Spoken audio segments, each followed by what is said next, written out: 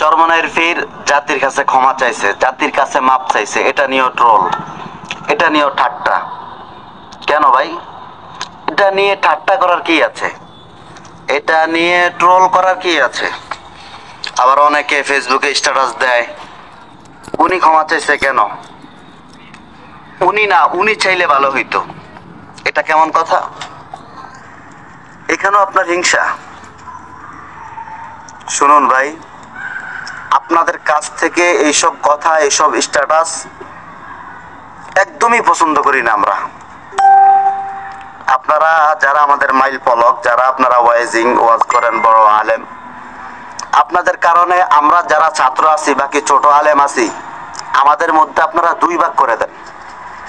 কারণ একদল আপনার ভক্ত, আরেক দল আমরা ওনার ভক্ত, যার ফলে ফেসবুকে আইসা কমেন্টে মারামারি, কিলাকিলি, হানাহানি, যত ল্যাঙ্গুয়েজ খারাপ আছে সবগুলো ইউজ করতে হয়। চরমনাইয়ের ফির সাহেব কি ভুল করে ফেলছে একদম ক্ষমা চাইতে হবে?